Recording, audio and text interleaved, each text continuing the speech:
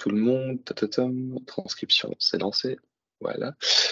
Donc, on commence. Bonjour à tout le monde, bonjour à toutes et tous. Bonjour Marie-Laurence du bois de Bonjour. Cheval-de-Restaurance. Merci d'être parmi nous.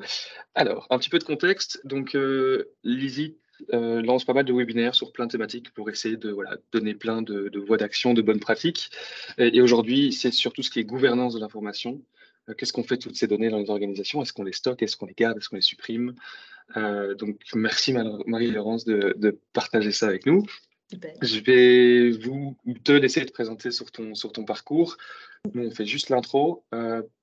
Et alors, pour rappeler, donc, on couvre principalement, on couvre tous les impacts du numérique, notamment les impacts environnementaux du numérique.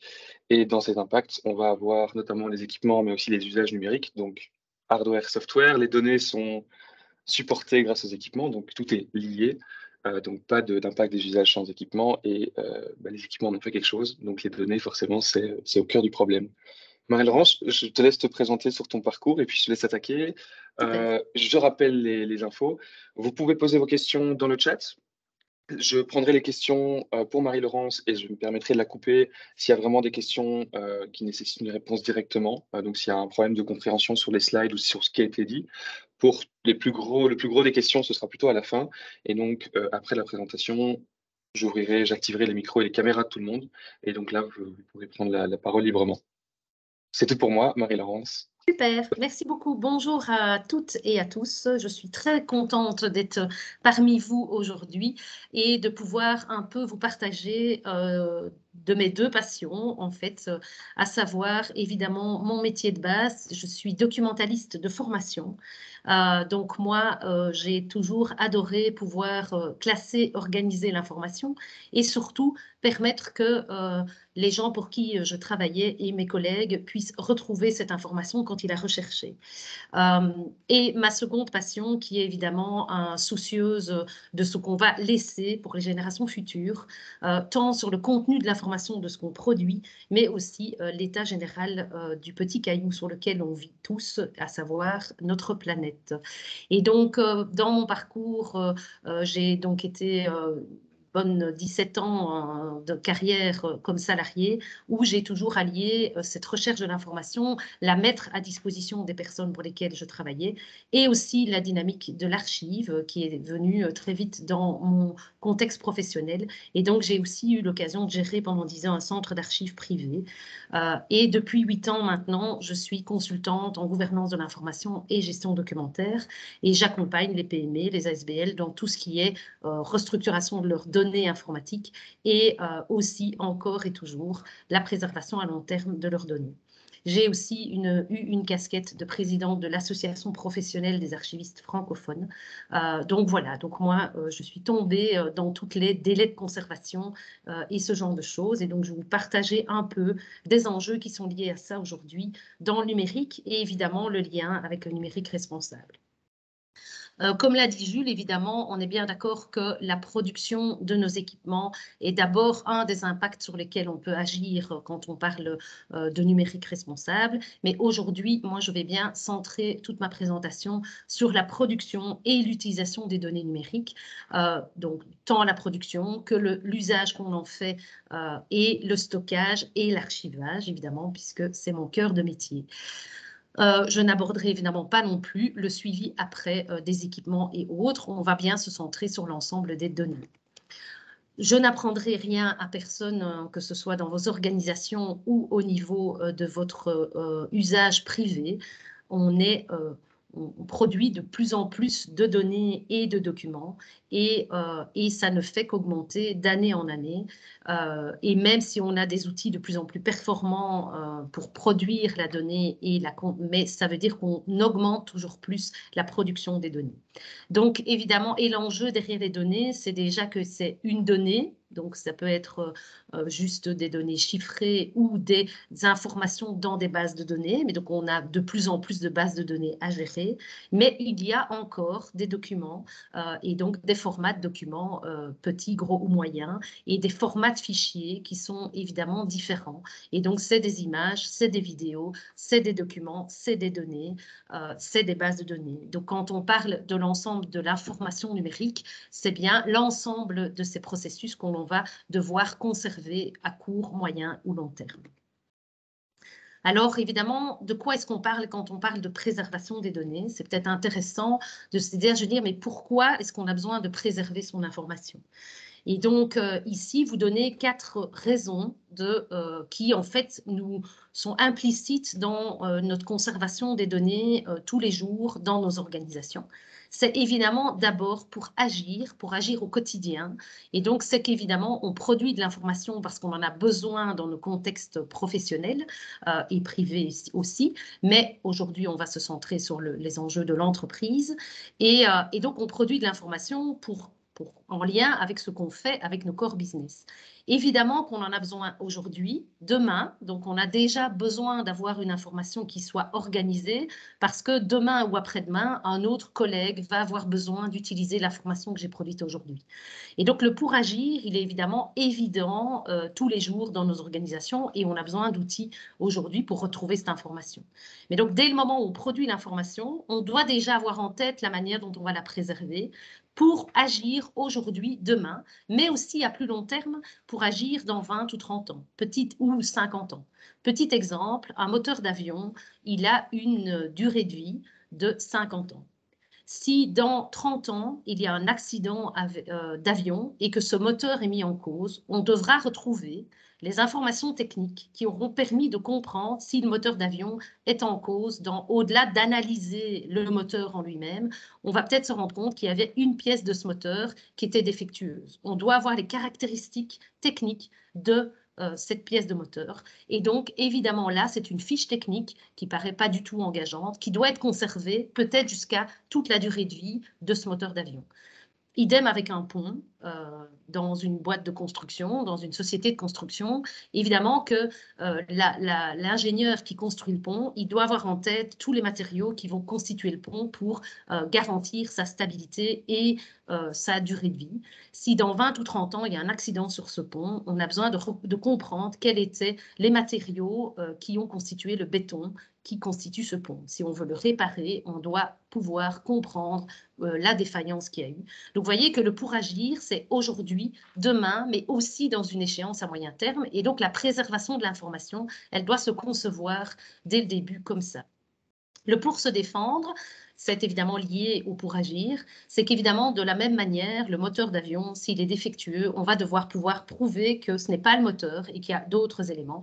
On a besoin d'avoir les mêmes documents pour pouvoir et les mêmes données qui vont nous permettre de nous justifier légalement, donc vis-à-vis d'une instance judiciaire mais aussi vis-à-vis d'un prestataire ou d'un client qui reviendra vers nous pour demander cette justification. Et donc, dans l'organisation aussi, les documents engageants, les documents stratégiques, on doit pouvoir mettre la main dessus dès le moment et on ne sait pas quand on va devoir se justifier. Et donc, on a besoin d'avoir une efficience sur la gestion de nos données numériques pour évidemment aussi se défendre. Et donc, ces enjeux-là, ils sont bien liés avant même qu'on parle d'archivage au sens de la préservation pour l'histoire ou pour la mémoire de l'organisation. On est bien avec des enjeux qui sont bien stratégiques dès le moment où on a une entreprise active. Le pour s'enraciner, 2-3 mots là-dessus aussi, c'est évidemment pour permettre de comprendre d'où l'on vient pour mieux agir aujourd'hui et demain. Donc, on a aussi une efficience à avoir une gouvernance de l'information bien structurée, mais c'est aussi à l'arrivée d'un nouveau collaborateur dans l'entreprise qu'il comprenne sa fonction en comprenant ce que d'autres ont fait avant lui et surtout qu'il évite de repartir de zéro sur un projet, s'il comprend comment le projet fonctionnait avant qu'il arrive, et c'est parfois la lecture de données stratégiques et de documents importants que d'autres auront fait avant lui pour éviter de réinventer la roue. Donc, vous voyez aussi qu'on est efficient quand on gère son information, mais dans la gestion, c'est évidemment cette préservation à court, moyen et long terme. Et évidemment, j'en ai parlé, il y a les enjeux d'histoire de l'organisation. C'est toujours intéressant aussi de se replonger sur le passé pour mieux comprendre d'où l'on vient et pouvoir aussi se sentir appartenir à une communauté, à une entreprise. C'est aussi travailler sur son image que de pouvoir démontrer qu'elle a une histoire et qu'elle a pu s'enraciner dans cette histoire et qu'elle est évidemment pertinente aujourd'hui. Évidemment, quand on parle de pérennité, je passe à un autre terme qu'il est important de comprendre dans notre dynamique d'aujourd'hui, c'est que la pérennité quand on parle d'information numérique, j'ai repris la définition du dictionnaire. Pérennité, simplement le terme pérennité, c'est un caractère, un état de ce qui dure toujours. Et en voyant cette définition, je n'ai pu m'empêcher, évidemment, en tant que gestionnaire de l'information, de se me dire, aïe, avec l'informatique, avec l'information numérique, la question de la pérennité, elle se pose parce qu'on a tous connu, ou on connaît encore aujourd'hui, des supports d'information qui aujourd'hui, on nous a dit qu'ils étaient pérennes. Moi, voilà, ça fait 30 ans que je suis dans le domaine, eh bien, je suis passée de la disquette au CD, dont on me garantissait qu'il allait tenir à vie, au disque dur externe, aux clés USB évidemment, aujourd'hui au cloud, mais on le voit, et sur 15 ou 20 ans, que la durée de vie d'un support est très limitée. Et donc là, ça fait évidemment tout de suite le lien avec notre sobriété numérique et notre empreinte numérique. C'est qu'évidemment, l'enjeu de la pérennité est évidemment aussi lié à ces enjeux de support et à ces enjeux qui passent très vite. Et donc, on doit se poser la question aujourd'hui dans le numérique, tous les jours, de savoir cette information que je dois garder parfois très longtemps, comment je vais pouvoir la conserver dans une dynamique numérique. Est-ce que je vais pouvoir y avoir accès? Donc la question du support, c'est me donner accès à cette information dans un temps plus long. Mais évidemment, il n'y a pas que l'accès via le support, c'est qu'on est aussi confronté aujourd'hui dans cette pérennité de l'information à la question des formats, à la question des systèmes d'exploitation dans lesquels on opère et évidemment et aux logiciels ou aux bases de données. Est-ce qu'elles vont avoir une durée de vie suffisamment longue? En tous les cas, le temps dont j'ai besoin de conserver cette information. Et donc là, vous comprenez très vite pourquoi mes deux passions se rejoignent, évidemment, entre la préservation et les enjeux climatiques et de sauvegarde de la planète et cet enjeu de pérennité. Moi, très vite, je me suis dit, mais on ne va pas y arriver dans l'enjeu de préserver notre information dans le numérique. Alors, on peut y arriver, mais ça demande alors, évidemment, une réflexion pour garantir que ce que je dois conserver, je puisse toujours y avoir accès dans le temps jusqu'au moment où je dois y avoir accès. Et donc, cette question, elle sous-tend évidemment qu'on doit avoir des formats de fichiers qui soient ouverts ou en tous les cas que je puisse assurer sur le long terme cette préservation. Je dois pouvoir assurer la migration parce que même si mes formats sont garantis que je vais pouvoir les ouvrir, si mon système d'exploitation dans lequel je suis ne reconnaît pas ce format, eh bien, je vais caler. Et donc, vous voyez que ces notions-là, évidemment, donnent du fil à retordre aux gestionnaires de l'information et aux archivistes. Puisque derrière les coûts de la préservation de l'information dans le numérique, évidemment que le coût du papier, ça je ne vais pas vous le cacher, ça avait un coût. Il a toujours un coût, donc on conserve encore aujourd'hui en papier, et donc ça a un coût, mais on connaît effectivement les risques et on connaît toute la préservation au niveau du papier. On sait aujourd'hui quels sont le risque. On a un recul plus grand aussi qu'avec le numérique, hein, donc ça s'explique, mais quand on me dit régulièrement chez un décideur, mais on veut gagner de la place parce que le coût au mètre carré, évidemment, d'une conservation du papier coûte, c'est vrai, mais il y a aussi évidemment un coût qui va se transférer aujourd'hui dans le numérique et qu'il est aussi important, je pense, aujourd'hui de revenir sur l'analyse de ces coûts. Avant même le coût environnemental, même si on va en parler, ce coût environnemental a évidemment, et vous le savez, si on a évidemment ce coût environnemental est maintenant connu, mais donc on a un coût aussi qui est de maintenir des infrastructures, je le disais, pour garantir que j'ai accès à mon information, je dois garantir que mes supports et donc la manière dont je vais pouvoir accéder à mon information soit tenable, et donc c'est l'ordinateur ou le disque dur sur lesquels je dois pouvoir continuer à avoir accès. Donc ça veut dire qu'il faut des compétences techniques et donc il faut aussi une connaissance toujours plus technique de l'infrastructure dans laquelle on travaille. Les bases de données auxquelles on a accès, c'est comment est-ce qu'on garantit que ces bases de données, on va pouvoir récupérer les données si à un moment donné la technologie de la base de données est dépassée et que je vais pouvoir la transférer vers une autre technologie. Et donc moi, ce qui m'importe, c'est bien le contenu. Donc c'est récupérer les données et les documents et m'assurer que je vais pouvoir les stocker et les conserver ailleurs. Si l'infrastructure dans laquelle je suis montre des signes d'obsolescence technique, d'évolution technologique, ça peut être de différents niveaux. Il y a évidemment, quand je parle de préservation, cette notion de temporalité, c'est que je dois pouvoir m'assurer, comme je le disais, de retrouver l'information aujourd'hui, demain, après-demain, et évidemment aussi dans un temps plus long. Et ça, très souvent, quand on travaille sur la gestion et la préservation de l'information, ce temps plus long, on n'a pas toujours les garanties que ça pouvait être possible. Et donc, on va revenir aussi aux enjeux du numérique responsable, puisque je pense que vraiment ça se rejoint, cette notion de réflexion en amont quand on produit notre information, de qu'est-ce qu'on va en faire et de pouvoir alors choisir le meilleur système qui soit tenable en termes de numérique responsable et qui soit tenable aussi en termes de préservation à long terme de l'information que je dois conserver. Et évidemment, tout ça a évidemment des coûts environnementaux de production de CO2, de stockage, hein, et donc nos data centers, même s'ils ne sont pas ici, on matérialise ailleurs la conservation de nos données. Et donc, ma cave qui prenait en mètres carrés, forcément, mon coût environnemental de mon cloud, il est bien matérialisé ailleurs, ici, plus loin, en tous les cas, hors de l'entreprise, mais aussi parfois très loin sur des data centers qui sont bien éloignés de chez nous. Mais donc, ce coût environnemental, il est réellement là quand on le lie à la préservation de l'information. Deux autres notions, donc évidemment, vous l'avez compris, la pérennité de l'information, c'est bien au cœur de la gestion documentaire qu'on va devoir mettre en place dans nos organisations. Il y a deux autres notions que je voulais ramener et qui sont connues aussi, mais peut-être leur donner la signification en termes de préservation de l'information. C'est la dynamique de l'intégrité de l'information et l'authenticité de nos données.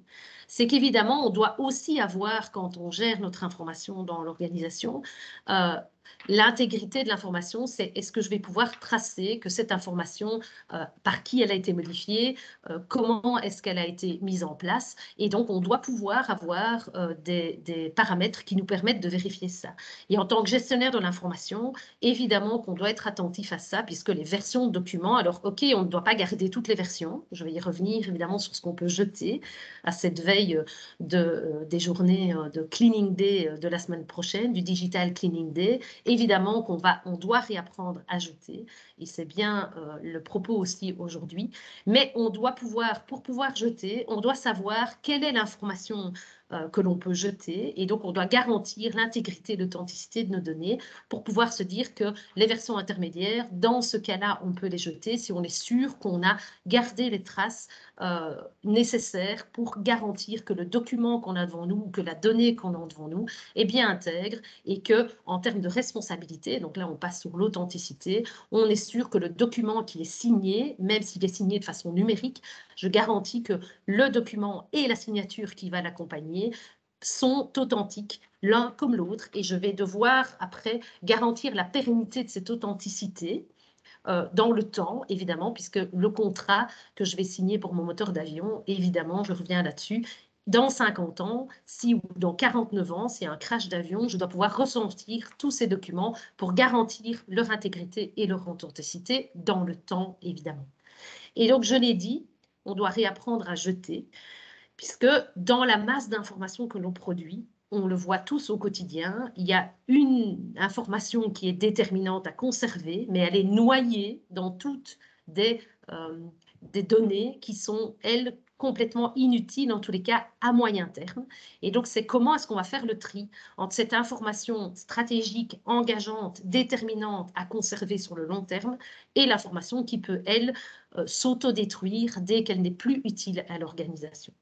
Et donc, nos enjeux de préservation de l'information, ils sont bien donc intrinsèquement liés à nos usages et à notre réflexion au quotidien. On doit avoir en tête cette notion de préservation. Ici, quelques éléments, mais qui confirment ce que j'ai dit et que beaucoup d'entre vous, j'imagine, dans vos organisations faites au quotidien, c'est que la gouvernance de l'information, c'est bien l'ensemble des éléments qui concernent la sécurité de l'information. Donc là, on le voit bien, c'est bien les enjeux de cybersécurité. Et aujourd'hui, l'information numérique, on ne peut plus faire sans ça. Et donc, on est bien à comment est-ce qu'on s'assure la sécurité et l'accès à cette information. Donc, c'est bien un des enjeux de la gouvernance gouvernance de l'information. L'autre enjeu, c'est la préservation des données, toutes les dynamiques liées au RGPD et aux autres législations qui vont de plus en plus venir s'ajouter dans le contexte des organisations. J'ai parlé de la signature électronique et donc comment est-ce qu'on sécurise cette signature électronique aujourd'hui, demain et dans le temps. L'analyse des risques, évidemment, selon les organisations, on doit pouvoir voir, je l'ai dit, par rapport aux enjeux stratégiques de l'organisation, notre information doit être en appui de ces enjeux stratégiques et donc on doit continuellement pouvoir faire cette analyse de risque et la gestion des données, les data management, toute la gouvernance pour exploiter évidemment tout ce qu'on produit à court, à moyen et long terme. Mais on l'oublie très souvent dans les organisations. Tout ça s'appuie aussi sur le fait qu'on ait mis en place une bonne préservation du court, moyen et long terme de notre organisation. Autre élément qui est lié à ça, c'est qu'évidemment, on va travailler sur les enjeux technologiques. C'est bien une partie de l'information, c'est bien les outils qu'on va pouvoir utiliser. Mais ces outils, sans toute la réflexion derrière de l'analyse des processus et évidemment des gens qui font fonctionner ces processus, eh bien, la gouvernance de l'information, elle n'a pas lieu d'être. En tous les cas, on ne peut pas le faire uniquement avec des enjeux technologiques. Et donc, c'est bien l'ensemble de ces paramètres qui va constituer la gouvernance de l'entreprise, la gouvernance de l'information informationnelle de l'entreprise, va bien être qu'on doit faire cette part d'analyse avec les gens qui produisent l'information et qui sont en lien avec leur business et donc qui ne sont pas, eux, leur business n'est pas de gérer l'information, leur business c'est de faire fonctionner l'entreprise, d'être chef de chantier pour revenir à mon enjeu de construction, mais j'ai besoin d'avoir capté les bonnes informations du chantier pour pouvoir assurer la préservation de l'information à long terme. Et donc, quelques piliers de cette gouvernance de l'information. Je ne vais, à mon avis, rien apprendre, ou en tous les cas, j'espère, en tous les cas, que la plupart d'entre vous, vous êtes évidemment confrontés à devoir gérer ça au quotidien. Moi, je m'appuie évidemment sur le fait que pour mettre en place une bonne gouvernance de l'information, il faut évidemment s'appuyer sur les enjeux stratégiques de l'organisation. Et donc, aujourd'hui aussi, les enjeux stratégiques de l'organisation, ils doivent tenir compte de cette préservation à long terme et donc aussi des enjeux de numérique responsable dans cette stratégie numérique. Évidemment, on va tenir compte des enjeux de la culture de l'organisation pour mettre en place cette gouvernance. On va la mettre en place différemment dans une PME, dans une ASBL qui fait du social et dans une grosse entreprise. Évidemment, on va devoir tenir compte de l'ensemble des parties prenantes qui seront dans l'organisation. Et évidemment, là, c'est plus alors mon métier. On va pouvoir analyser les processus, gérer les contenus et après mettre les outils et les méthodes en place. Vous allez me dire, voilà, tout ça, évidemment, mais ça me paraissait important de revenir sur ces enjeux et de bien dire qu'on est bien face à des dispositifs stratégiques composés de normes, de processus, de rôles et de métriques qui responsabilisent les personnes dans l'organisation, depuis la production de l'information jusqu'au terme, c'est-à-dire la conservation, la préservation, mais aussi la destruction des données. Et je pense qu'aujourd'hui, dans les organisations, on va généralement jusqu'à la production, ça évidemment on intègre et souvent c'est bien mis en place, mais quand on évalue nos outils, quand on évalue nos données, on ne voit pas ou on ne voit plus la préservation à long terme et on mélange l'ensemble et on ne voit surtout pas la destruction. Or, c'est déterminant aujourd'hui dans les organisations de pouvoir détruire les données et on va évidemment en faisant ça préserver aussi notre planète puisqu'on va réduire les espaces de stockage sur les data centers notamment. Et donc, on peut agir sur la production globale si on garde les documents et les données qu'on doit conserver et qu'on élimine ce qui n'a pas de raison d'être. Pour ça, évidemment, il n'y a pas de secret. On va devoir faire un peu d'analyse et on va devoir pouvoir gérer nos processus, évidemment. Et donc, ces processus, c'est bien d'analyser les processus métiers et de pouvoir voir à partir de ces processus métiers, quelles sont les données, quels sont les documents qui sont produits au fur et à mesure de la chaîne du processus métier. À partir de là, on va pouvoir identifier, ah bien tiens, là on a de la redondance, tel département produit telle donnée, mais le département d'à côté produit aussi cette même donnée. Est-ce qu'on peut rationaliser et voir quels sont les outils? Donc évidemment, c'est l'enjeu de la préservation de l'information, enfin de la gouvernance de l'information, c'est déjà d'analyser le type d'information qu'on a et de pouvoir se dire qui produit cette information, qui en a besoin dès le moment de sa production, mais qui va en avoir besoin à moyen terme dans l'organisation. Et donc là aussi, ça va permettre de gérer notre contenu même, de cartographier le contenu et de voir, tiens, derrière ça, c'est quel type d'information, c'est quel document, et on va pouvoir voir, doit être conservé à court, moyen ou long terme. Et donc, on va pouvoir mettre des stratégies différentes. Et donc, un peu comme la valise, quand elle est checkée dans un aéroport, elle va prendre la voie 1 ou la voie 2 s'il y a un contrôle. Eh bien, on doit, a priori, quand on produit nos données, avoir cette vision de, OK, c'est une information qui a une durée courte. OK, je vais utiliser tel type d'outil pour pouvoir partager l'information. Si à un moment donné, elle doit à un moment donné être conservée et avoir une conservation long terme, le type d'outil va jouer sur ce qu'on va pouvoir prendre. Donc, pour résumer un peu ceci, quelles sont les questions et qui vont jouer, vous allez le voir, avec évidemment nos enjeux aussi d'empreinte numérique, c'est que quand je produis de l'information, quelles sont les questions que je vais me poser? C'est déjà pourquoi je produis ces données? Pour quel usage? Et donc de se dire que est-ce que je vais prendre un exemple concret, je m'entends bien avec mes collègues, on a prévu d'aller manger ensemble à midi, est-ce que je prends mon téléphone pour demander est-ce que tu veux un sandwich à midi?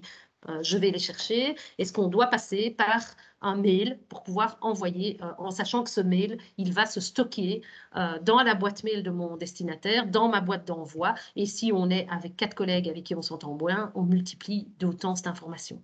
Et que peut-être par moment se dire, OK, là j'ai une donnée, alors je prends, c'est anecdotique on va dire, mais faites l'analyse dans votre boîte mail, des mails qui sont comme ça où vous dites, tiens, est-ce que c'était le meilleur canal pour recevoir cette information? Est-ce que si vous avez des chats d'entreprise, OK, on va dire le chat d'entreprise, à quoi il va être utilisé? Ben, ça peut être de l'éphémère, ça veut dire aussi que l'éphémère, le temporel, temporaire, eh bien, je vais peut-être passer par le chat d'entreprise pour ça et on saura mettre en place derrière, avec le gestionnaire de l'information et l'IT, que les données du chat, elles ne sont pas conservées sur le long terme. Et donc voilà, on va utiliser comme ça autrement. Une autre question à se poser, c'est est-ce que ma donnée existe déjà? Et est-ce qu'elle existe ailleurs? Est-ce que j'ai besoin, donc si elle existe ailleurs, si la question est oui, elle existe ailleurs, est-ce que j'ai besoin de l'importer dans mon système? Ou est-ce que je peux simplement la consulter quand j'en ai besoin? Et donc, c'est l'idée, évidemment, des recherches qu'on peut faire sur Internet et de se dire, OK, j'ai besoin d'une législation, d'aller vérifier quelque chose dans la législation. Est-ce que j'ai plutôt intérêt à avoir une base de données en ligne dans laquelle je peux aller voir quelle est la dernière disposition liée à cette législation? Ou est-ce que je dois absolument sauvegarder cette information en interne de mon organisation? C'est-à-dire qu'alors, je vais dupliquer cette information et je vais devoir m'assurer de sa conservation à moyen et long terme. Et peut-être ne jamais la supprimer. Et est-ce que je vais retourner dans cette information? Est-ce que je penserai aller voir dans mon système?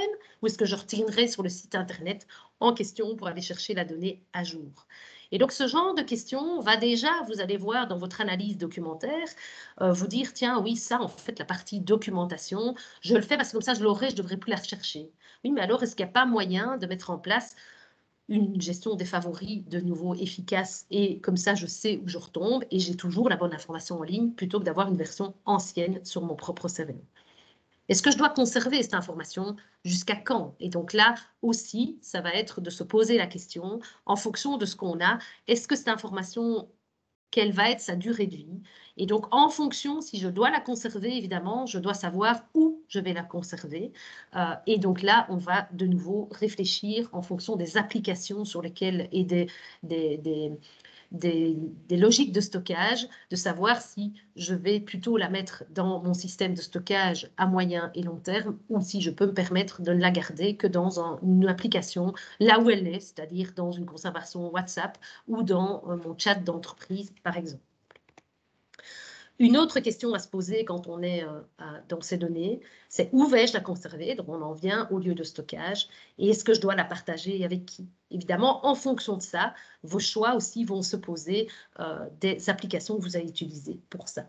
Mais donc, vous voyez que ces questions, on se les pose au quotidien. En tous les cas, on doit se les poser à un moment X, mais ça peut être au niveau d'un département, au niveau d'une entreprise, de réfléchir, tiens, dans cette masse de données que l'on produit tous les jours, en se posant ces questions-là, on va pouvoir mieux voir et éviter les doublons, évidemment, et éviter de reproduire constamment l'information parce qu'on ne sait plus où elle est, on ne sait plus où on l'a trouvée ou où on l'a reçue. On a tellement d'applications dans lesquelles on peut avoir stocké de l'information qu'on ne sait plus généralement où la retrouver. Et donc, ça veut dire qu'on l'a stockée, mais on ne sait pas où. Et donc, se poser ces questions à un moment donné et faire l'analyse de ces données. Comment vais-je les conserver et les organiser, évidemment? Et ça, c'est lié aussi. Est-ce que c'est une information engageante? Est-ce que c'est une information stratégique dont je vais avoir besoin? Et évidemment, lié aussi à, en fonction de la temporalité de conservation, eh bien, je vais choisir et peut-être structurer l'information et réfléchir aux bons outils qu'il faut pour faire ça. Et enfin, ben, c'est lié évidemment à toutes les autres questions, c'est le format. Et si j'ai un format, une donnée stratégique qui doit être conservée très longtemps, effectivement, réfléchir au format de fichier. Et donc là, on en vient au format PDF. Il y a des formats plus pérennes que d'autres. Et quelle version je vais sauvegarder sur le long terme? Est-ce que j'ai besoin de toutes les versions intermédiaires? Est-ce que je peux garder la version définitive? Est-ce qu'on a documenté par ailleurs les différentes phases dans ce dossier? Et donc, on est bien sur avoir mis en place en amont les paramètres qui nous permettront de gérer cette information. Voilà, donc ça, c'est un peu des trucs et astuces à la veille d'entamer peut-être un Digital Cleaning Day dans votre organisation la semaine prochaine. Ça peut être intéressant si vous organisez des moments avec vos collègues, de vous poser ces questions avant de dire « Ok, on doit jeter aujourd'hui. Notre objectif, c'est de jeter, effectivement. » Mais se poser la question de la valeur de l'information, du pourquoi j'en ai besoin et jusque quand je vais devoir la conserver, va pouvoir vous aider à savoir où ranger l'information dont vous avez besoin et tout pouvoir alors jeter si vous avez des réponses claires par rapport à ça. Quelques petits derniers éléments, vous allez voir qu'après je vais aussi laisser la place à vos questions.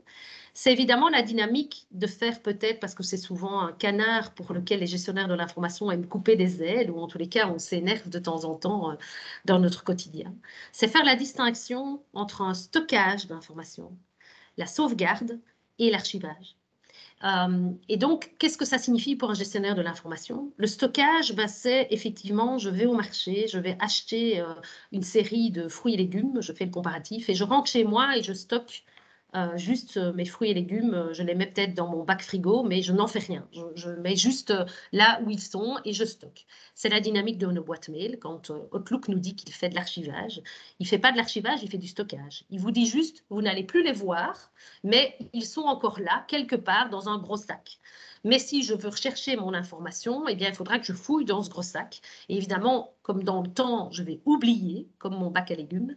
Et une semaine après, dans mon bac à légumes, j'ai des choses qui sont plus valables, qui ont peut-être pourri. Mon stockage en informatique, c'est qu'à un moment donné, je ne vais plus savoir réouvrir mon format de fichier parce que mon fichier est trop ancien, qu'à un moment donné, je n'ai pas pensé au moment, et que mon Outlook d'il y a 15 ans, je veux rouvrir aujourd'hui dans un Outlook d'aujourd'hui, ce n'est pas dit que je vais avoir accès à mon mail, même si c'est le même sac, c'est-à-dire Outlook dans l'occurrence, pour prendre un exemple de messagerie, il y en a des tas d'autres.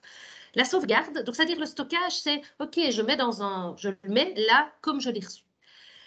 La sauvegarde, par contre, ça veut dire que, ah oui, dans mon frigo, je vais préparer quand même mes légumes et je vais quand même anticiper sur le fait que mes champignons, si je ne les fais pas tout de suite cuisiner, ils vont très vite se retrouver et que je ne pourrai plus les utiliser. Et donc, la sauvegarde, c'est déjà avoir une démarche de se dire, j'organise mon information ou en tous les cas, je sais ce que je veux mettre en place pour m'assurer de retrouver mon information et de pouvoir en faire quelque chose. Donc, c'est évidemment dans un enjeu de sécurité des backups.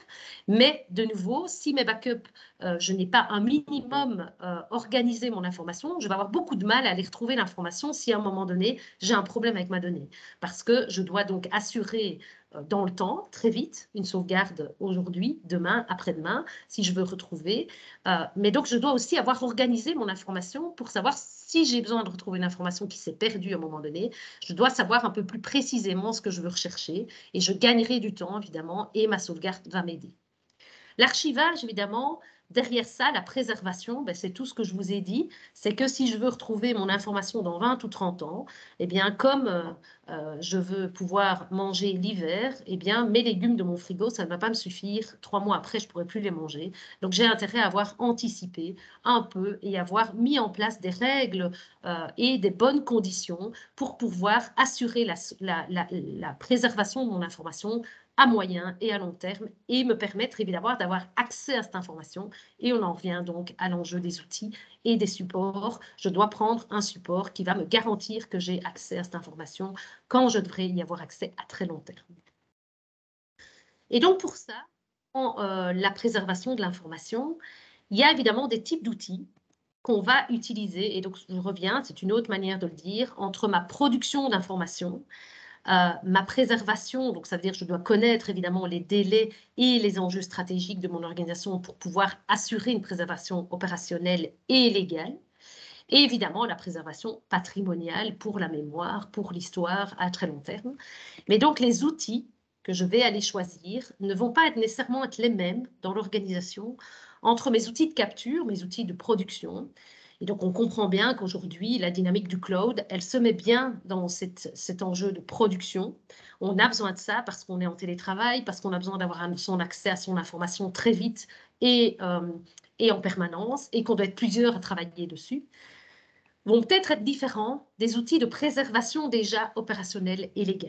Parce que, de nouveau, je ne peux pas me dire que mon document, il est modifiable tout le temps. Il doit à un moment donné stabiliser parce que pour la préservation opérationnelle et légale, mes enjeux d'authenticité et d'intégrité, je dois garantir que mon information est intègre et authentique. Donc, je ne peux pas permettre, par exemple, nécessairement que le document puisse être modifié durant toute la vie du document. Et donc, dans nos enjeux aujourd'hui, de nouveau de numérique responsable, avoir intégré évidemment la préservation va forcément vous faire poser la question d'un numérique plus responsable parce que vous n'allez pas choisir les mêmes types d'outils. Si vous devez avoir un accès rapide à votre information ou si vous devez la conserver sur le long terme. Vos critères de choix de votre outil et votre base de données, vous allez intégrer des outils de préservation et donc aussi de numérique responsable. Et donc, est-ce que la solution du cloud est toujours la meilleure? Alors, je comprends qu'il y a des enjeux aussi de coût, de se dire qu'en externalisant, on gagne aussi en coût, hein, on est bien d'accord, mais en fonction du temps de réception et de où vous allez avoir accès, vous allez devoir avoir cette notion de préservation à long terme. Et donc, comment bien choisir son système de stockage? De nouveau, des questions à se poser. Ben, c'est lié évidemment aux questions précédentes. Hein. C'est quel type d'informations j'ai à conserver, à quelle fréquence je dois y avoir accès, quels sont les enjeux juridiques qui sont liés à ça, les enjeux d'accès à ces données, les fonctionnalités dont j'ai besoin, les compétences informatiques, est-ce que je les ai en interne ou est-ce que je suis obligée d'externaliser parce qu'on n'a pas les compétences en interne? OK, mais est-ce que dans ces compétences en externe, quel type de compétences j'ai besoin aussi quand j'externalise? Et évidemment, la question du budget va se poser. Mais donc, toutes ces questions, en se posant ces questions-là, je pense aussi que l'enjeu d'une bonne préservation va aussi forcément vous faire questionner sur les enjeux du type d'outils. Et que là, en questionnant les prestataires auxquels vous allez faire appel, leur demander effectivement quels sont aussi, comment ils compensent le CO2. Mais s'ils sont sur une préservation à long terme, ils vont devoir vous répondre à ces questions-là. Et évidemment, des tas d'autres critères. Je ne vais pas m'étaler là-dessus, je préfère laisser la place aux questions. Mais effectivement, l'enjeu de la préservation va jouer évidemment. Est-ce que vos données sont situées hors Europe? Quelle sont la manière dont vous gérez vos data centers? Et donc tout ça va jouer évidemment et on va réunir nos questions liées à la préservation avec nos choix en termes de numérique responsable. J'ai envie de terminer avant de vous donner quelques bons trucs à la veille de cette semaine de Cleaning Day, de dire, tiens, pour ceux qui ont déjà suivi d'autres webinaires de l'Institut du numérique responsable et qui se sont déjà formés là-dessus, on a la règle des 5 R qui vaut pour notre matériel, hein, donc c'est bien l'enjeu 1, de refuser? Est-ce que j'ai besoin? Est-ce que je peux réduire la quantité de mes achats et donc de ne pas avoir 3 tablettes à la maison, mais peut-être une seule tablette qu'on se partage, de réutiliser, réparer, recycler? Eh bien, j'ai envie de vous dire que dans l'enjeu 2 de la préservation des données, on peut aussi se poser ces mêmes questions et avoir ces réflexes des 5 R.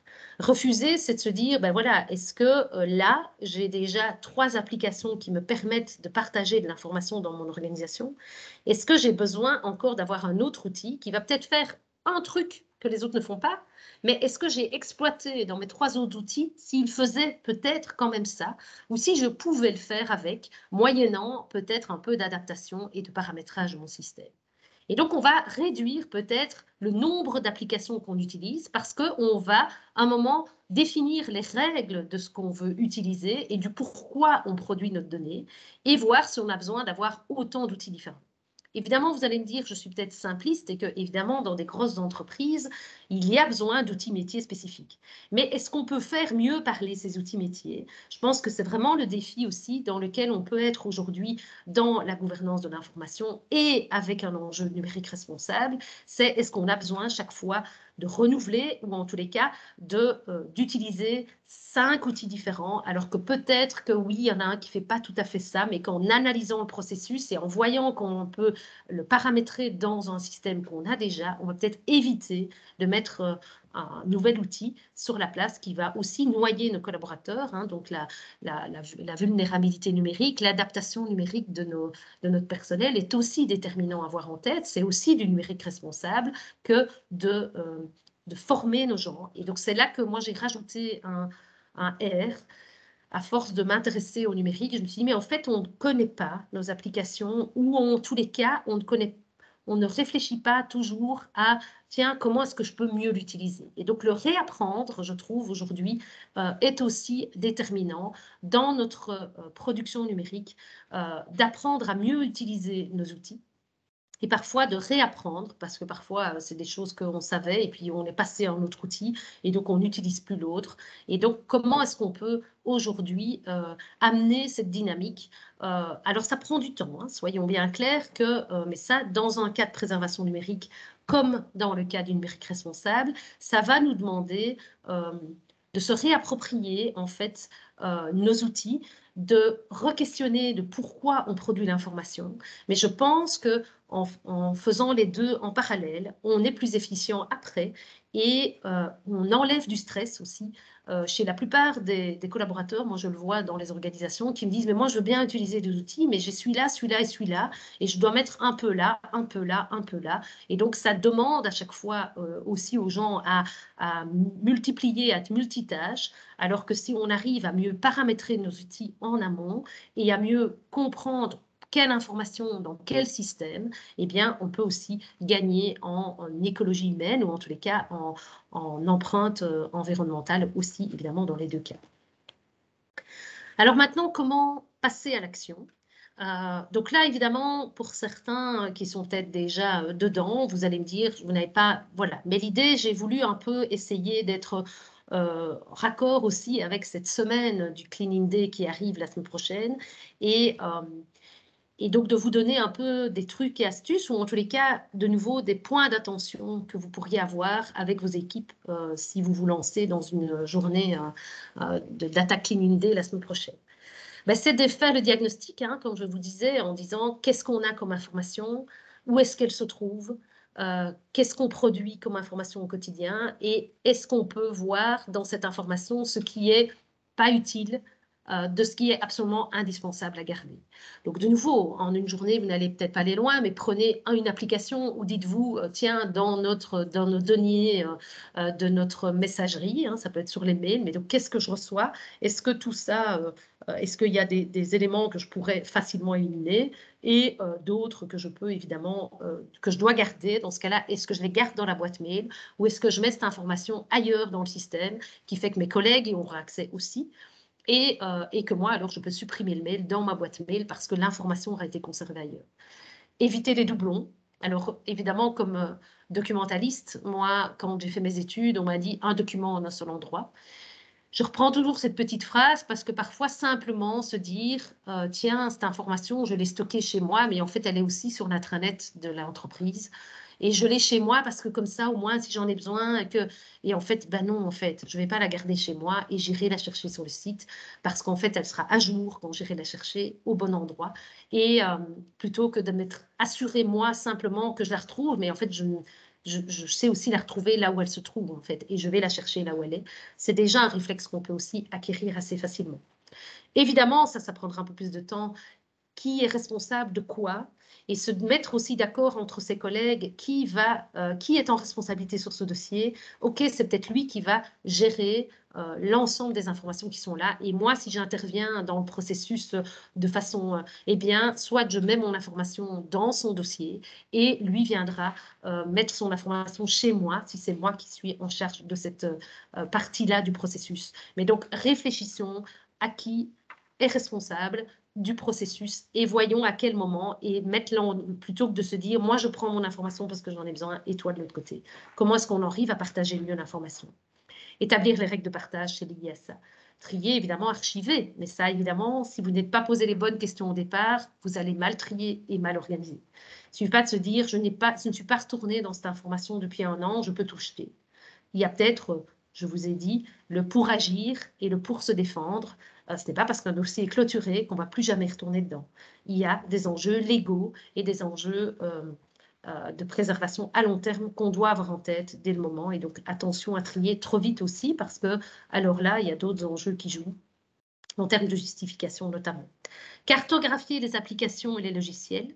Et donc ça, dans cette semaine aussi, c'est peut-être d'analyser simplement, tiens, oui, parfois je reçois l'information par mail, j'ai un chat d'entreprise, j'ai le serveur de fichiers, j'ai des bases de données dans lesquelles je peux déposer l'info. Est-ce qu'à un moment donné, on n'a pas une réflexion à avoir sur l'ensemble de ces applications et de se remettre des règles de quelle information, à quel endroit et pourquoi? De nouveau, ça prendra, et donc de rédiger derrière ça les règles de procédure que vous allez redéfinir. Évidemment, la gestion des mails, ça pourrait prendre une journée de pouvoir se poser sur pourquoi on reçoit des mails et qu'est-ce qu'on en fait. Mais peut-être dans cet enjeu de gestion des mails, déjà se désabonner des newsletters que vous ne lisez pas, se mettre des règles aussi peut-être. Alors après, si vous n'ouvrez jamais, on peut se mettre des règles que l'email arrive directement dans une sous-boîte. Évidemment, vous n'ouvrez jamais la sous-boîte, mais vous allez avoir des non-lus là aussi. Donc, se poser la question d'un moment avant que j'envoie aussi un mail, est-ce que je dois l'envoyer? Le mail de politesse, donc ça aussi, c'est très facile parce que n'oublions pas que la gestion du mail, quand il est envoyé, et le répondre à tous. Donc, voilà, est-ce qu'on doit le faire par ce moyen-là? Donc, voilà, c'est des choses que l'on peut se dire dès le moment où je produis mon information. Limiter les pièces jointes et donc plutôt qu'envoyer des pièces jointes dans les mails, si vous êtes en interne de votre organisation, privilégiez évidemment l'hyperlien vers le système. Si évidemment vous avez sauvegardé la pièce au bon endroit, vous mettez l'hyperlien et ça va éviter là vraiment en termes d'empreinte numérique, l'envoi du mail avec la pièce jointe, forcément ça a un coût vraiment environnemental. Et donc voilà, si on est en interne et dans les départements, autant déjà privilégier l'hyperlien. Évidemment, si vous avez des collaborateurs, enfin des externes, soit vous avez un outil qui vous permet de faire du partage aussi de répertoire avec des gens qui sont à l'extérieur, mais ça touche à la question de la sécurité. Donc évidemment, vous devez avoir l'ensemble des éléments en tête. Donc voilà, je ne vais pas m'étaler plus, je préfère laisser. Voilà ici simplement l'envoi d'un mail à 4 collaborateurs, qui plus est si j'ai une pièce attachée assez lourde. C'est dans 4 boîtes de réception. C'est aussi, si vous avez un serveur de l'organisation, une sauvegarde aussi sur le serveur qui va se multiplier de façon tant que ça, plus les backups. Donc vous voyez que très vite, on peut avoir une gestion exponentielle d'un envoi, ce que ça produit de l'autre côté. Et si tous ces gens ne suppriment pas leur mail, ça reste stocké pendant des mois, des années, et plus personne ne va jamais retourner dans ce mail. Donc réfléchissons en amont plutôt qu'en aval, de devoir trier a posteriori. L'hyperlien, j'en ai parlé, hein, donc ça permet évidemment alors que le document aussi soit sauvegardé à un endroit, mais ça veut dire qu'ici, il doit être modifié par vos collègues. Il y a bien un seul endroit où tout le monde modifie le document et pas des versions différentes et des ajustements alors qui doivent être faits, mais ça, c'est des choses, voilà. Sur les applications, je l'ai dit, je pense, c'est évidemment d'évaluer le nombre d'applications que vous utilisez et quelle application fait quoi. Est-ce qu'on en a besoin d'autant?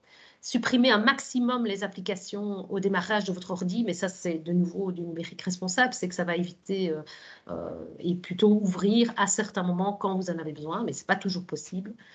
Les synchronisations, j'en ai pas parlé, mais quand on a un système mis en place et qu'on peut avoir dans le cloud des données qu'on a besoin tout le temps, mais par exemple les données d'archives, même si elles sont dans le cloud, normalement, l'archive, une fois qu'elle est archivée, je ne dois plus pouvoir modifier l'archive, donc ça veut dire que je vais donner un accès en lecture seul, et donc se dire qu'à un moment donné, au-delà des gens qui doivent ajouter des archives, ça peut être déterminé à certains moments dans l'entreprise, ou une personne dédiée qui, elle, alors, pourra aller les déposer aux archives, comme on avait avant le local d'archives en fait en papier. Et on va peut-être pouvoir gérer les synchronisations asynchrones et donc de se dire qu'un dossier d'archives, il ne doit pas être synchronisé tous les jours, chaque fois que vous vous connectez, puisqu'en fait, il n'aura probablement pas bougé. Et donc là aussi, c'est l'enjeu de la transmission et de faire tourner. Et évidemment, sur des grands volumes, ça peut très vite quand même prendre des enjeux de transmission. Et je l'ai déjà dit, établir des chartes, évidemment, et redéfinir les règles, ça me paraît évident. Et évidemment, je ne peux pas terminer sans vous dire que si, mais ici, j'imagine que la plupart des gens ont déjà, se sont déjà engagés à signer la charte, mais je pense que c'est en s'impliquant tous là où on est et dans nos domaines de compétences qu'on arrivera peut-être aussi à réguler autrement le numérique qui nous offre tous les jours de très belles avancées, mais on se rend compte aujourd'hui aussi qu'il est temps qu'on reprenne une certaine forme de souveraineté par rapport à nos données et à l'usage qu'on en fait. Merci.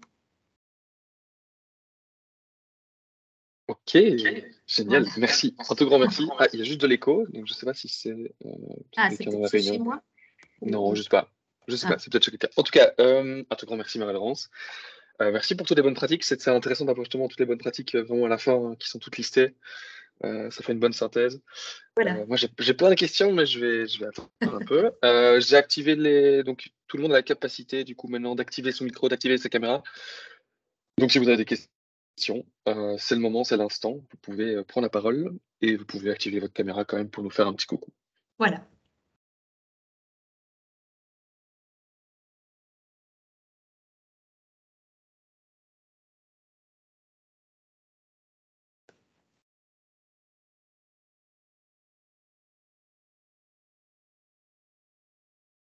Tu m'entends toujours? J'entends rien, moi. C'est normal? Oui, mais alors, okay. Alors c'est normal, mais je pense qu'on attend que Camille éventuellement active son micro, je pense. Ah. Non, je disais juste bonjour pour allumer la caméra. Ah, bonjour. La présentation était très claire, donc merci beaucoup pour, bonjour. Pour toutes ces infos et tout le travail que vous avez fourni.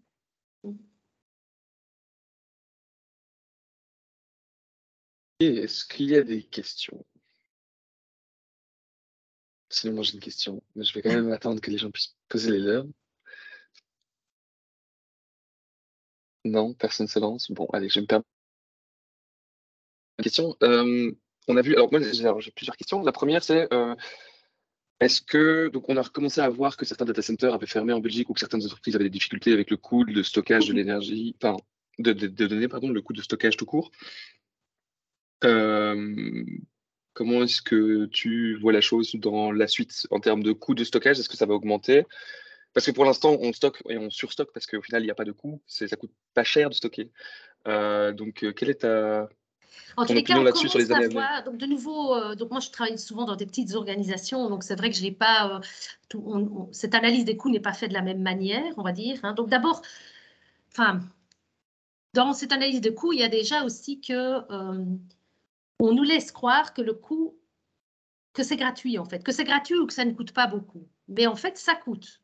Et donc, c'est là que maintenant, avec les enjeux énergétiques, effectivement, on commence à voir que ça coûte parce que ça coûte en énergie, ça coûte en refroidissement des data centers, etc.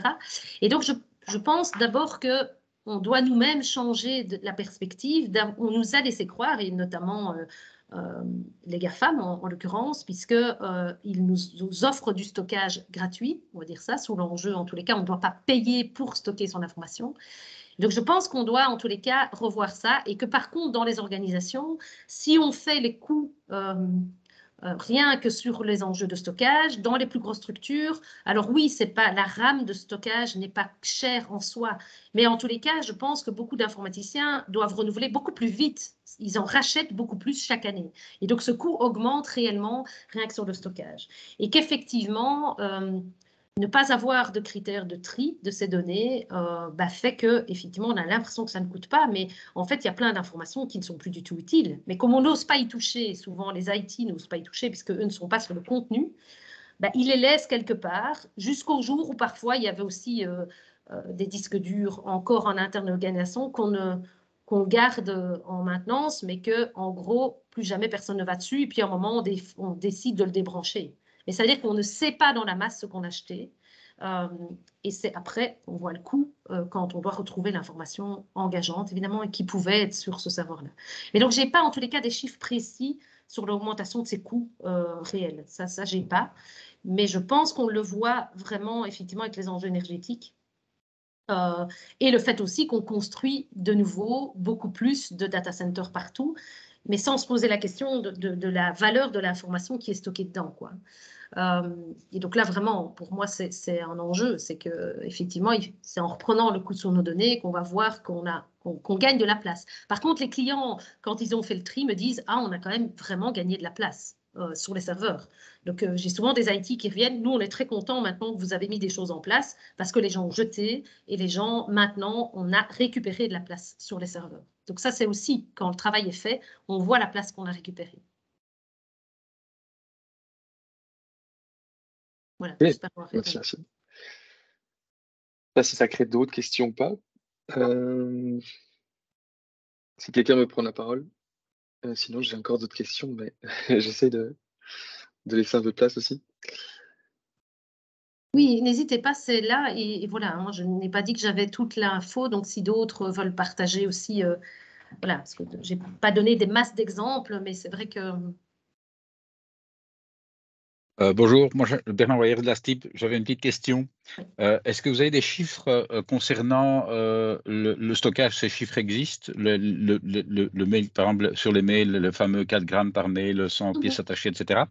Oui. Mais est-ce qu'il y a moyen d'aller plus loin? En ce sens, voilà, si on veut voir l'impact carbone du stockage sur un cloud à tel endroit, l'impact de la distance, l'impact du PUE, ce genre de choses, quoi.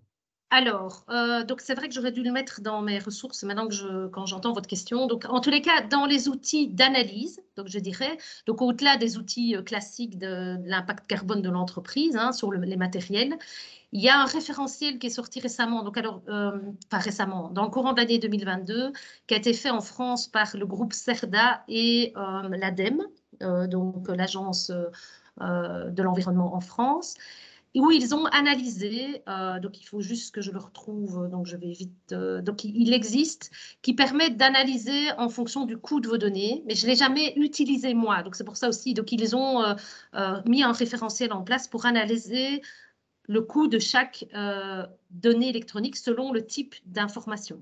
Avec l'enjeu, le groupe CERDA, c'est un spécialiste en gestion de l'information et archivage, et donc ils ont essayé d'analyser le coût de l'archivage numérique notamment, avec évidemment, et ils essayent de faire le poids, notamment le poids en kilos de CO2, de tel type de sauvegarde, le nombre de données d'archives et le format de données, etc.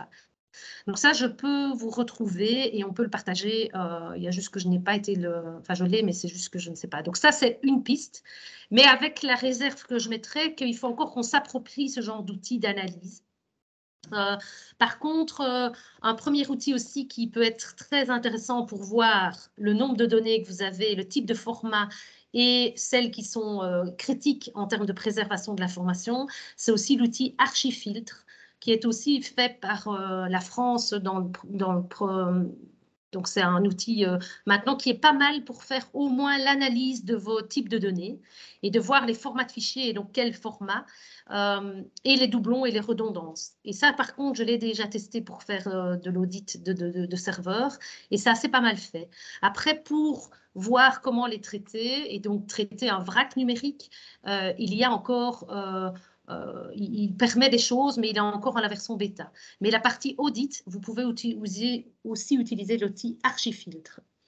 Donc, 2 éléments, le référentiel de CERDA ADEME et Archifiltre. Archifiltre pour faire vraiment l'audit du type de données que vous avez sur vos serveurs et l'obsolescence, enfin, en tous les cas, les formats critiques, c'est vraiment intéressant. Et le volume, il permet vraiment de faire cette analyse-là. Si.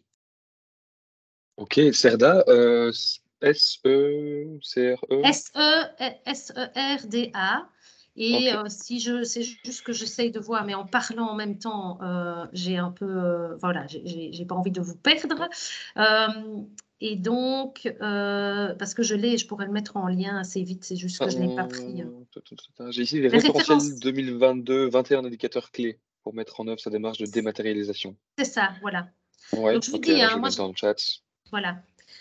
Je vous dis, donc, de nouveau, j'ai une autre collègue avec qui on développe pas mal les formations ensemble, quoi. On se forme ensemble et en tous les cas, on se challenge très souvent. Et elle a suivi un module de 3 jours avec CERDA, donc il donne après sur base d'un fichier Excel pour pouvoir faire vos analyses. Mais on trouve encore ça assez, comment je vais dire, complexe à mettre en place, c'est-à-dire que c'est pas évident de déterminer chaque fois le volume, etc. Mais voilà, mais en tous les cas, ça a le mérite d'exister, ça a le mérite déjà d'avoir été réfléchi. Et je pense qu'effectivement, les enjeux, c'est évidemment de tester ces outils pour les améliorer aussi. Voilà, et alors, donc moi, mais ça peut être un retour d'expérience que j'ai tenté. Donc, sur base d'Archifiltre, où j'avais fait un audit, j'ai un client qui m'a donné sur un disque dur l'ensemble de ses données passives et j'ai pu, avec en partie la méthode Archifiltre et puis après une réflexion personnelle, arriver à traiter son vrac numérique en éliminant déjà tous les doublons et tous les formats de fichiers thèmes, par exemple, donc avec à partir d'un volume de données, de déjà identifier ça. Et alors de me dire, et je crois que j'ai résolu du 2/3, je dirais presque, mais il y avait beaucoup d'images dedans, donc forcément, c'était assez facile à analyser. Et là, j'arrive, voilà. Mais un jour, je devrais sortir un article prochainement sur cette expérience-là, comment j'ai réduit de combien de données de départ on partait et au final, quand la structure était revue et analysée et reclassée, qu'est-ce qu'on avait finalement comme volume de données reclassé, quoi. Sachant que lui, il avait des backups de backup, plusieurs PC. Donc voilà, ce disque dur, il m'a tout mis dessus et il m'a laissé jouer avec, je dirais, en tant que gestionnaire de l'info.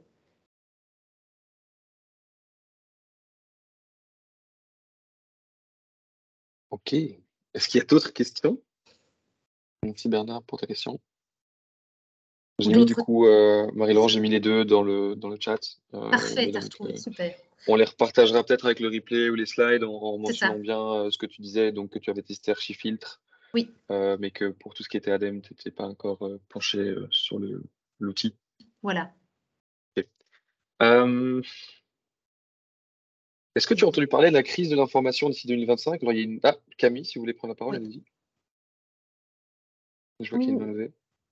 Oui, du coup, j'ai quand même une question, en fait, c'est comment créer de l'enthousiasme et du sens au projet, parce que c'est vraiment le défi qu'on rencontre dans les organisations. C'est un peu la question qu'on se pose toujours et j'imagine qu'il n'y a pas de recette miracle, mais j'ai l'impression que l'archivage et le traitement des données, c'est pas le truc le plus sexy à vendre.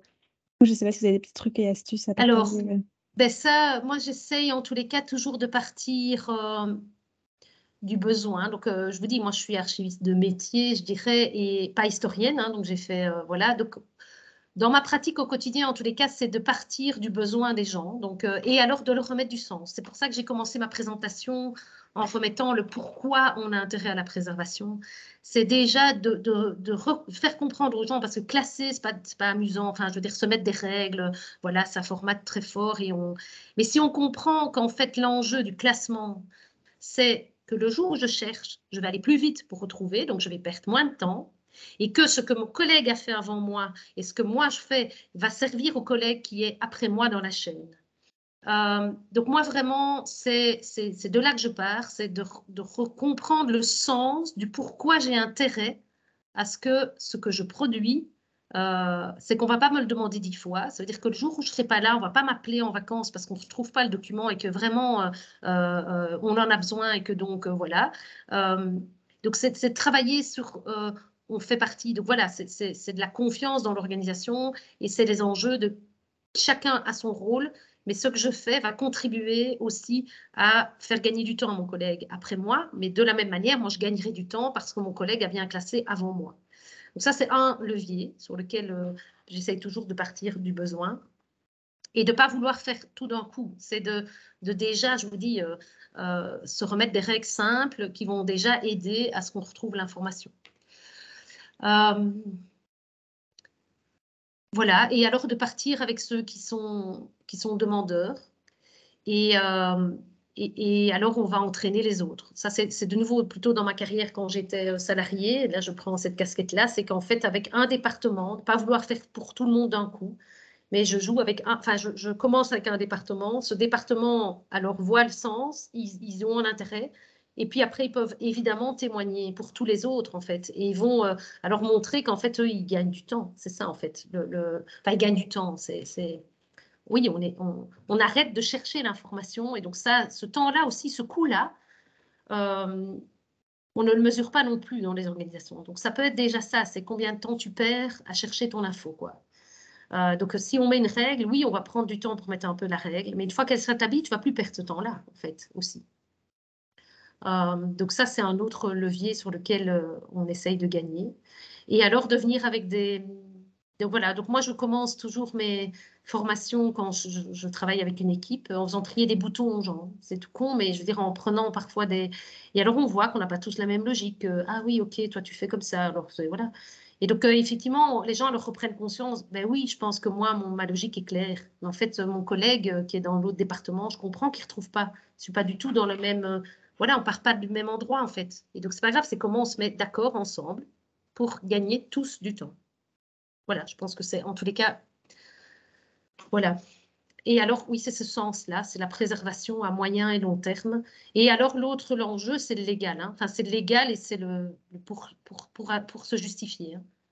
Là, ça m'a déjà évidemment servi des tas de fois de pouvoir dire, ah ben là, le mauvais document a été envoyé au client ou au pouvoir subsidiant ou enfin voilà, à une autorité.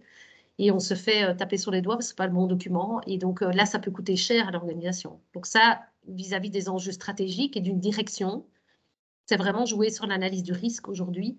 Et ça, c'est quand même un levier sur lequel on peut vraiment avoir l'adhésion de la direction.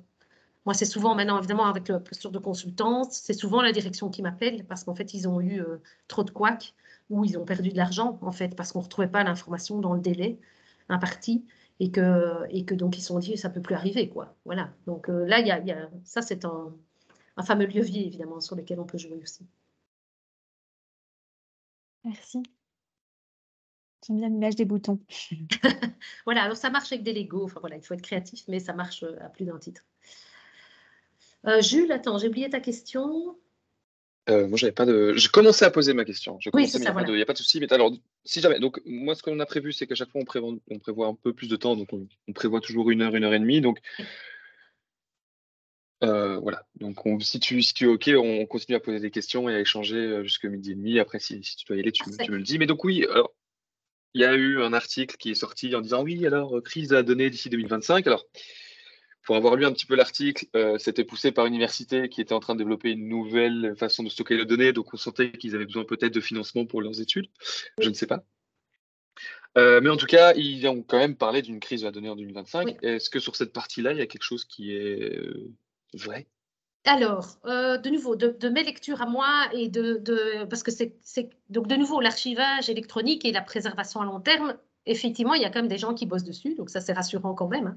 Mais comme je le disais, donc pour le passif, moi je me dis, on m'a vendu déjà depuis que j'ai commencé ce métier des supports de stockage hyper pérennes et force est de constater qu'ils ont montré qu'ils n'étaient pas, et sur un délai très court, parce que même le CD, pour prendre ça, la disquette, OK, le CD, moi, on me l'a vendu, mais aujourd'hui, d'abord, il faut avoir encore un lecteur de CD, mais même si tu as ton CD, c'est pas dit que tu vas savoir le relire. Or, le CD, par rapport à la bande magnétique, c'est quand même, enfin, moi, j'y ai cru, quoi, je veux dire. Bon. Donc, ça veut dire que, voilà, je suis très vigilante, en tous les cas, chaque fois qu'il y a un nouvel truc. Donc, on nous annonce de la sauvegarde sur de l'ADN. Hein. Donc, là, c'est le nouveau truc, là, où on suit un peu de près. Donc, moi, je n'ai pas encore bien creusé la question. La blockchain aussi, hein, on nous dit ça va être, sauf que la blockchain, on sait que ça coûte au niveau environnemental. Donc moi, je suis très, très sceptique par rapport à ça. Et donc oui, la crise, en tous les cas, je pense qu'on va exploser le volume des données. Ben, on le voit déjà. Donc quand tu dis la crise, ça dépend. En tous les cas, sur le volume, c'est clair. Donc ça veut dire que si on veut être juste rationnel, c'est le coût de transmission, le coût de stockage va quand même être là à un moment donné, puisqu'on explose, on est dans une exponentielle de production. Et donc, est-ce que la capacité de transmission et de stockage va suivre? De nouveau, moi, je ne suis pas ingénieur et je ne suis pas, donc je me dis, il y a un moment où oui, ça peut bloquer. Au-delà des enjeux géostratégiques, et ça, c'est quand même important, donc de nouveau, de se dire qu'au niveau européen, en tous les cas, on a perdu le fil sur les capacités de transmission. Les câbles sous-marins, l'Europe a quand même très peu de câbles sous-marins à elle. Donc, on dépend des acteurs privés. Hein. J'entendais il y a 2 jours sur la première, sur 70% des câbles sous-marins appartiennent aux GAFAM. Les 30 autres pourcents, je vous laisse deviner à qui ils appartiennent. Mais donc, ça veut dire qu'en termes de géostratégie, la production de nos données et l'accès à nos données est quand même aussi un enjeu à avoir en tête. Donc, cette crise, elle est multifactorielle de nouveau. Mais donc, si je me contente de mes capacités de stockage, etc., c'est que, OK, l'ADN, c'est peut-être une solution. On va pouvoir stocker plus sur un espace. Donc, de nouveau, hein, je n'ai pas encore creusé, je n'ai pas encore très bien compris comment ça va se passer. Mais pour l'instant, le coût est hyper cher. Donc, il faut que ça se démocratise de nouveau. Et donc, est-ce que ça sera démocratiquement accessible aux organisations d'ici 2030? Parce que moi, je suis plutôt à me dire c'est l'horizon 2030 sur les chiffres qu'on voit. Et donc, je me dis qu'on doit quand même réduire. On doit en tous les cas jeter ce qu'on doit jeter parce qu'au moins, on va regagner. Toute la dynamique des données aussi, il faut aussi voir qu'on est avec des données. Les voitures autonomes vont aussi produire énormément de données puisque ça veut dire que si on veut que la voiture soit autonome, elle doit se connecter à des capteurs qui vont lui donner les informations de savoir comment elle doit ajuster sa conduite. Et donc, ça veut dire, rien que ça, si on pense à ça, c'est des... Enfin, moi, je n'ose pas imaginer le volume de données qu'il faut pour une voiture autonome. Et voilà, alors de nouveau, il y a des gens qui réfléchissent à ça bien mieux que moi, mais moi, si je me contente de volume de données, effectivement, ça va être des volumes considérables. Et donc, il n'y a rien à faire, quoi. C'est la pensée magique, mais je veux dire, oui, on trouvera des solutions, mais oui, il y a un moment, comment on va retrouver l'information dont on aura besoin? Donc, c'est aussi ce parallèle-là qu'il faut avoir, je pense. Donc voilà, je n'ai pas une réponse toute faite, mais je creuse à chaque fois aussi. Et je serais intéressée de continuer à avoir, en tous les cas, des réflexions là-dessus, sur la quantité de données qu'on produit et le volume de stockage qu'il faut pour ces quantités de données. Comme ça, tu sais, je mets fin à l'enregistrement.